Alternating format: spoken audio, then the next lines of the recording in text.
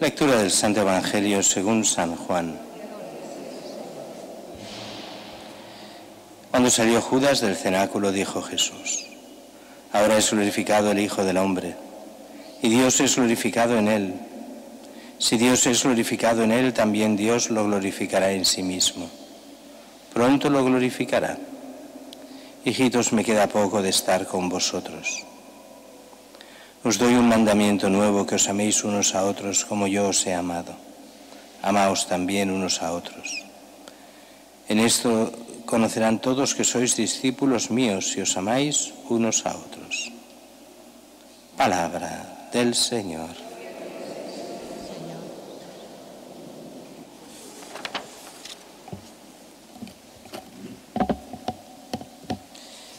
Las tres lecturas hoy en el fondo nos hablan de la Iglesia, de cómo ha de ser el Evangelio, de lo que Él hace, de cómo empieza la Iglesia, la primera lectura, de cómo será al final la segunda lectura. En la primera encontramos a Pablo y Bernabé, que están acabando este primer viaje apostólico. Han salido de Antioquía, una de las grandes ciudades del Imperio Romano. Allí ya tienen una comunidad muy formada, muy hecha, y han hecho este primer viaje. Han pasado por Chipre, la capital, por Salamina, de allí a Asia Menor. Asia Menor es Turquía. En Turquía han estado en Perges, en varias ciudades, hasta Antioquía de Pisidia. Allí han sido expulsados de la ciudad, pero antes han hecho muchos discípulos y muchos que no eran judíos. Y después han ido por otras ciudades y a la vuelta formando ya, todo esto durando tiempo, y formando a la gente. Y de esta forma, cuando ya están para irse, vuelven a pasar por todas las ciudades que habían estado, con las comunidades ya iniciales, pero ya hechas.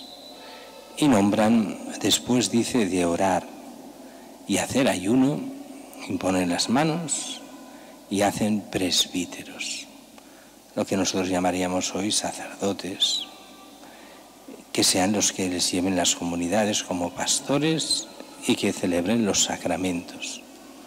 Bien, todo ese primer viaje da mucho fruto. Y de allí vuelven a lo que era Antioquía, la primera, y allí dicen que empiezan a explicar, pero no explican las dificultades que han tenido, que se supone que también, sino las maravillas que Dios hacía. Cómo Dios les abrió muchas puertas.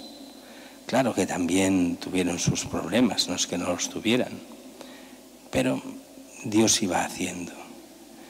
Y muchos entraban a la salvación, muchos otros se iban de la salvación porque negaban a Cristo.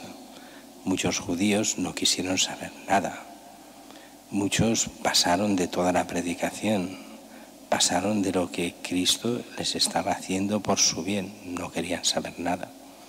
Pero otros sí, y empiezan las primeras comunidades en todas esas zonas. Y de todas esas misiones llegarán con el tiempo hasta nosotros.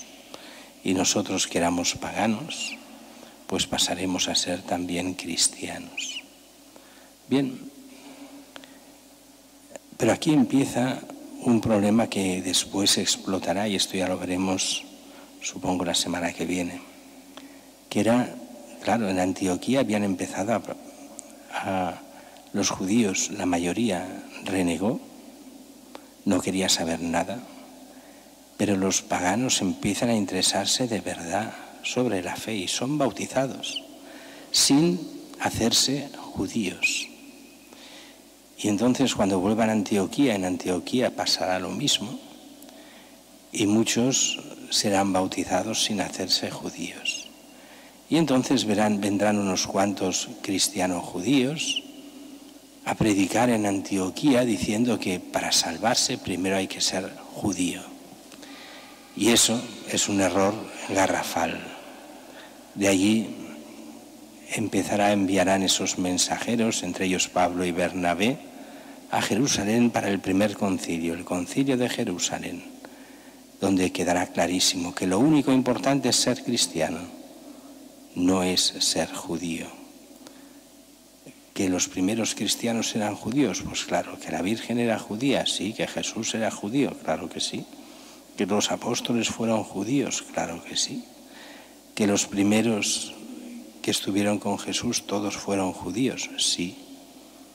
Pero lo importante no es ser judío, es convertirse a Cristo, ser bautizado y hacerse cristiano. Y eso es lo único que cuenta, vivir la fe. Pero eso lo veremos más el domingo que viene. En la segunda lectura se nos habla ya de la iglesia triunfante, de la iglesia de los redimidos, allí en el Apocalipsis, y se nos habló de esta ciudad santa, la nueva Jerusalén, que descendía del cielo de parte de Dios, preparada como una esposa que se ha adornado para su esposo. Ellos serán su pueblo, Dios será el Dios con ellos. Enjugará toda lágrima de sus ojos, no habrá ni muerte, ni duelo, ni llanto, ni dolor, porque todo lo de ahora ha desaparecido. Mirad, hago nuevas todas las cosas. Está hablando en el fondo del cielo, diferente en todo de aquí. Y muchas veces hay gente que se queja, ¿por qué no nos explican bien cómo es el cielo? Pues porque el cielo es tan diferente de la tierra que es imposible.